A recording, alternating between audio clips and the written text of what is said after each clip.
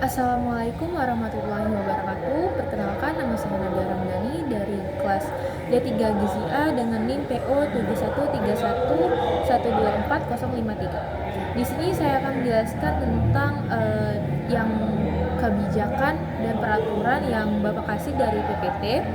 Kalau yang dikasih, oke. Saya akan jelaskan yang pertama dulu ya, tentang kebijakan anggota DPR mendapatkan tunjangan 50 juta karena tidak mendapatkan rumah dinas yang menimbulkan perdebatan. Oke, kalau berdasarkan Pancasila itu tidak sesuai ya, karena dari sila kelima, kebijakan ini dapat dianggap melanggar prinsip keadilan sosial karena memberikan privilege ya untuk kepada anggota DPR dengan tunjangan yang besar, sementara sebagian besar rakyat biasa tidak mendapatkan apa-apa gitu kan. Dan juga dia itu tidak sesuai dengan sila kedua, yaitu dapat melanggar kebijakan kemanusiaan yang adil dan beradab ya, karena tidak adil kan, tidak transparan lah gitu kan, dengan tidak mempertimbangkan kondisi masyarakat secara luas. Oke, dia itu juga tidak sesuai dengan sila keempat kita, yaitu melanggar prinsip kerakyatan jika tidak melibatkan perwakilan rakyat dalam proses pengambilan keputusan. Oke, kalau masuk ke dalam undang-undang, dia itu tidak sesuai dengan undang-undang MD3 karena kebijakan ini mungkin melanggar Undang-Undang Nomor 17 Tahun 2014 yang tentang MPR, DPR, DPD, dan DPRD jika besaran tunjangan tidak sesuai dengan aturan yang ditetapkan. Jadi kesimpulannya, kebijakan ini berpotensi melanggar nilai-nilai Pancasila dan UU jika tidak diterapkan dengan transparan, akuntabel, dan mempertimbangkan kondisi masyarakat secara luas. Oke, kita lanjut ke kebijakan yang kedua, yaitu pemberian remisi kepada 2.660 narapidana yang langsung bebas pada HUT RI ke-78. Ini tuh kan memicu perdebatan ya. Kalau untuk Pancasila, dia ini tidak sesuai dengan sila kelima. Kebijakan ini dapat dianggap melanggar karena tidak mempertimbangkan dampaknya terhadap korban kejahatan yang misalnya nih, kalau misalnya narapidana itu kan dia tuh tidak sesuai lah gitu kan dengan karena menurut saya ya kebijakan itu tidak sesuai. Terus tidak sesuai juga dengan sila kedua karena dia itu juga melanggar prinsip kemanusiaan yang adil dan beradab jika tidak mempertimbangkan aspek pemulihan dan rehabilitasi narapidana. Dan dia juga tidak sesuai dengan Undang-Undang Permasyarakatan karena tentang nomor 12 ya tahun 1995 tentang permasyarakatan yang mengatur tentang remisi dan pembebasan bersyarat. Jadi kesimpulannya, kebijakan ini berpotensi melanggar nilai-nilai Pancasila jika tidak mempertimbangkan aspek keadilan kemanusiaan dan dampak terhadap masyarakat luas. Oke, lanjut ke kebijakan ketiga, yaitu pemerintah untuk merespon dampak El Nino dengan memberikan bantuan langsung tunai BLT kepada 18,8 juta keluarga penerima manfaat KPM sebesar 400.000 per keluarga. Yang perlu dianalisis lagi, dia itu sesuai dengan sila kelima karena kebijakan ini dapat bersosial bagi seluruh rakyat Indonesia. BLT diberikan kepada masyarakat yang terdampak El Nino, yang berarti membantu meringankan beban mereka dan menjaga kesejahteraan mereka.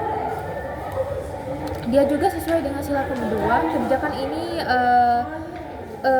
kemanusiaan yang ada pada pemerintah menunjukkan kepedulian terhadap masyarakat yang terdampak bencana alam dan berupaya membantu mereka. Dan dia juga sesuai dengan Undang-Undang Dasar tentang Penanggulangan Bencana. Kebijakan ini disusun di Undang-Undang Nomor 24 Tahun 2007 tentang penanggulangan bencana yang mengatur tentang upaya penanggulangan bencana termasuk bantuan kepada masyarakat yang terdampak. Mungkin sesuai juga dengan undang-undang tentang APBN. APBN itu yang mengatur tentang alokasi dana untuk program-program sosial termasuk bantuan bencana. Jadi kesimpulannya, kebijakan pemberian BLT untuk mengatasi dampak El Nino secara umum dapat dianggap sesuai dengan Pancasila dan undang-undang karena menunjukkan upaya pemerintah untuk mewujudkan keadilan sosial, kemanusiaan, dan penanggulangan bencana. Oke, kita lanjut ke kebijakan, yaitu rencana impor beras 2 juta ton hingga akhir 2023 yang memicu perdebatan mengenai kesesuaian dengan Pancasila dan undang-undang. Dari Pancasila sendiri itu tuh tidak sesuai dengan sila kelima. Kebijakan ini dapat dianggap melanggar prinsip keadilan sosial karena tidak diiringi dengan upaya untuk meningkatkan produksi beras dalam negeri dan mendukung petani. Dan juga dia juga tidak sesuai dengan sila ketiga, yaitu kebijakan ini mengatur prinsip peraturan Indonesia tidak diiringi dengan upaya untuk membangun kemandirian pangan dan mengurangi ketergantungan pada impor. Dengan undang-undang dia tuh sesuai lah. Kalau di undang-undang di Pancasila tadi dia tidak sesuai, tapi kalau di maksudnya di Pancasila dia tidak sesuai, tapi di undang-undang dia sesuai karena nomor 18 tahun 2012 tentang pangan yang mengatur tentang upaya untuk menjaga ketersediaan pangan termasuk impor. Jadi kesimpulannya, kebijakan ini berpotensi melanggar nilai-nilai Pancasila jika tidak diiringi upaya untuk meningkatkan produksi beras dalam negeri dan mendukung petani. Penting untuk memastikan bahwa impor beras dilakukan secara terukur dan tidak menjadi solusi jangka panjang. Kita akan membahas tentang peraturan Omnibus Law Cipta Kerja, resmi bernama Undang-Undang Nomor 11 Tahun 2020 tentang Cipta Kerja UU Cipta Kerja, yaitu kesesuaian dengan Pancasila. Ya, dia tuh tidak sesuai dengan Pancasila. Sila kelima ya, Undang-Undang Cipta Kerja telah menuai kritik karena dianggap tidak adil bagi pekerja, terutama terkait dengan pengurangan pesangon dan fleksibilitas dalam ketenagaan kerja. Hal ini menimbulkan pertanyaan tentang keadilan sosial bagi seluruh rakyat Indonesia karena undang ini berpotensi merugikan sebagian pekerja. Dan sebaliknya, dia ini sesuai dengan sila keempat. Yang tadi dia sila kelima tidak sesuai, tapi di sila keempat dia sesuai. Karena Undang-Undang Cipta Kerja dirancang untuk mempermudah perizinan dan investasi yang dapat mendorong pertumbuhan ekonomi dan menciptakan lapangan kerja. Hal ini dapat diartikan sebagai upaya untuk mewujudkan prinsip kerakyatan yang dipimpin oleh hikmat kejaksanaan dalam permusyawaratan perwakilan. Dan dia tadi juga kan tadi sila keempat dia sesuai nih, dia sila ketiga dia sesuai juga karena Undang-Undang Cipta Kerja bertujuan untuk meningkatkan daya saing Indonesia di kancah global. Hal ini dapat diartikan sebagai upaya untuk mewujudkan persatuan Indonesia dalam menghadapi tantangan global. Dan dia juga sesuai dengan undang-undang, dia tidak sesuai lah dengan undang-undang karena MK Mahkamah Konstitusi telah menyatakan bahwa Undang-Undang Cipta Kerja bertentangan dengan Undang-Undang 1945 dan tidak memiliki kekuatan hukum mengikat secara bersyarat. MK juga menyatakan bahwa Undang-Undang Cipta Kerja masih tetap berlaku sampai dengan dilakukan perbaikan dalam waktu 2 tahun setelah diputuskan dan diucapkan.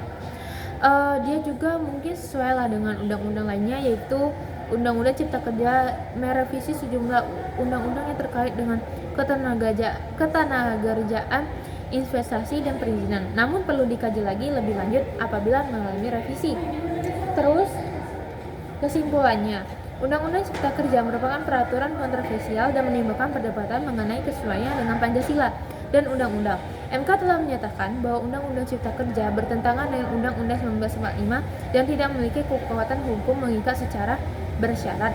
Penting untuk melakukan evaluasi dan revisi terhadap Undang-Undang Cipta Kerja agar benar-benar sesuai dengan nilai-nilai Pancasila dan Undang-Undang 1945 serta dapat menciptakan keadilan sosial bagi seluruh rakyat Indonesia. Terus lanjut ke kebijakan yang terakhir, ini ada kebijakan pemerintah, yaitu Menteri Pertahanan Prabowo Subianto untuk memperkuat TNI melalui pembelian 24 pesawat bertempur F-15X baru dari Amerika Serikat, memicu perdebatan mengenai kesesuaiannya dengan Pancasila dan undang-undang. Kalau dari Pancasila, dia ini sesuai karena kenapa? Sesuai di sila pertama, kebijakan ini pembelian pesawat tempur F-15X dilakukan untuk menjaga kedaulatan negara dan melindungi rakyat dari ancaman serta digunakan secara bertanggung jawab dan tidak untuk tujuan agresif. Tapi dia ini tidak sesuai dengan sila kelima, yaitu kebijakan ini dapat dianggap melanggar prinsip keadilan sosial jika pengeluaran untuk pembelian alutsista tidak diimbangi dengan peningkatan kesejahteraan rakyat dan pembangunan infrastruktur yang lebih merata. Dan dia juga sesuai dengan sila ketiga, yaitu kebijakan ini dapat dianggap persatuan Indonesia jika pembelian pesawat tempur F-15X dilakukan untuk menjaga keamanan dan pertahanan negara serta memperkuat persatuan dan kesatuan bangsa dalam menghadapi ancaman dari luar.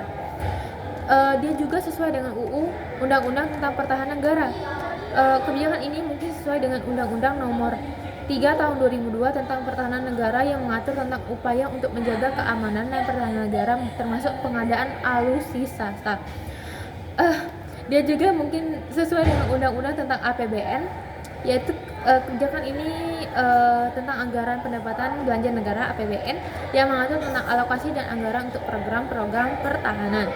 Kesimpulannya, jadi kebijakan pembelian pesawat tempur F-15X dapat dianggap sesuai dengan Pancasila dan undang-undang jika dilakukan dengan transparan, akuntabel, dan mempertimbangkan aspek keadilan sosial dan kesejahteraan rakyat.